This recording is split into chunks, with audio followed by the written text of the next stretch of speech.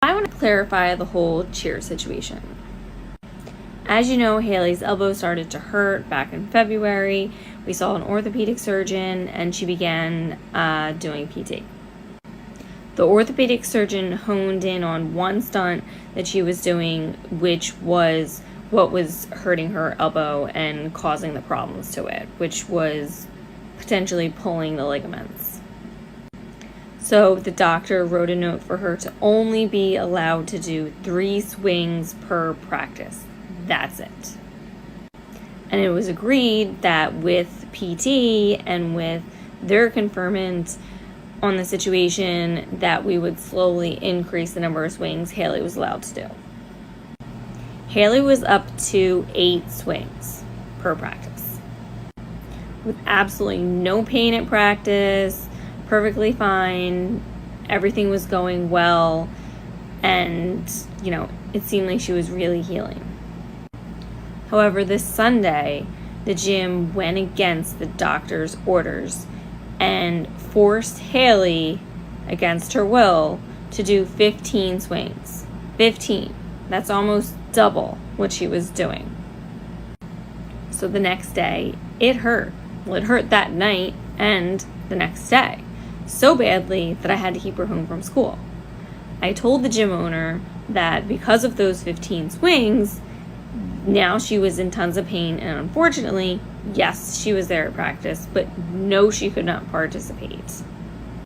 The gym owner got very angry and was like, it's summit month, and if I need her to do 20 reps, she's going to do 20 reps. So since she can't, she's off. Walked away from us, immediately got a new girl, and started teaching this other girl the stunt right in front of myself, and more importantly, Haley, as Haley stood there and cried. Haley then begged and begged to both practice and have her stunt back when the gym owner and coach threw her off the mat. The owner's mother then went over to the owner, her daughter, to try and talk her into putting Haley back into that swing and into her son. In the end, we were basically tossed from the gym because the owner didn't like the fact that I had told her that she had broken the doctor's orders and she was the reason for Haley being in pain at the moment. This is what this gym is doing to these children. That was physically and emotionally harming to Haley. And she didn't care in the slightest. There was no care. Absolutely none. It was so interesting how disposable my daughter was. I have texts from the owner's mother from that night saying how much her and her daughter love Haley so much.